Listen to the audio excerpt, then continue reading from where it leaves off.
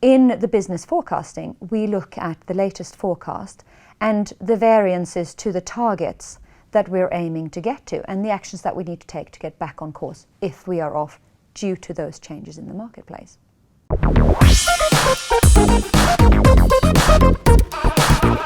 So Maria, welcome back to another episode of the Fp&a Trend Series. So today we'll be taking a look at the evolution of the functions and future trends. So what made you decide to pick this particular topic?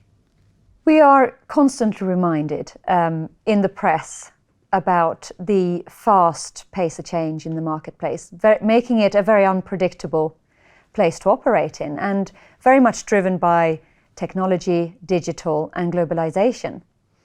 So that puts a lot of pressure on businesses to increase the speed and agility of their operating models in order to thrive and survive in the current marketplace. A recent survey amongst CEOs, chairs and HR directors in the UK showed that only 40% feel that their businesses are prepared for this change. And in light of this volatility and unpredictability in the marketplace, what impact does this have on the finance functions? The finance function is still very much operating around its core processes, focusing on accurate recording, statutory reporting, and controllership. And this way of working and this historical mindset is very much reflected in the way that we forecast still today. Very much around calendar year, reporting year, very much around chart of accounts, and being very specific in predicting outcomes. So not working with ranges of outcome, for example, when we look a year ahead in predicting performance. And what mechanisms do business leaders have when maximising the business in such a volatile marketplace?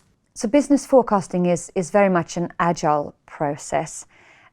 Designed around assumptions and drivers of performance, the lead times of the decisions that we need to make.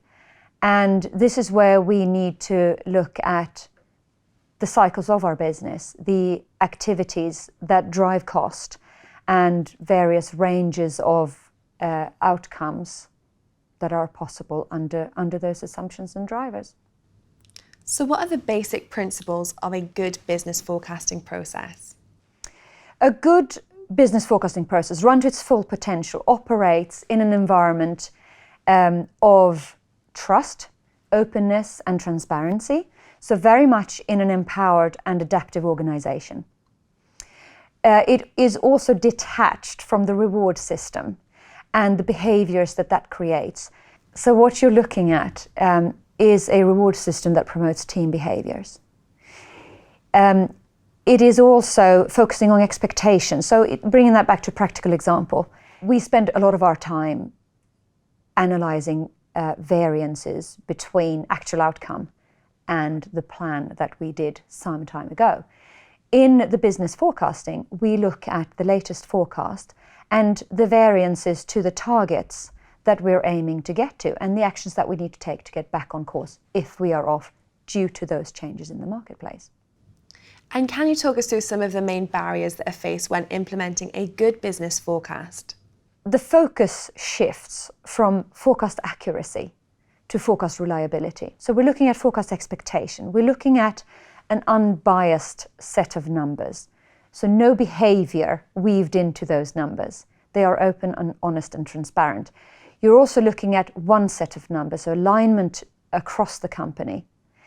And finally, very importantly, it's the effort that goes in needs to absolutely be equal to the value that you derive, no more. And finally, Maria, can you summarise some of the future trends when looking at this topic? So the way that we've seen Fp&a emerge as a separate discipline, we see it moving increasingly into the business, increasingly working alongside business leaders. And that means that the link to finance becomes perhaps weaker and the link to the business much stronger. We might even see Fp&a increasingly nest under the COO's office.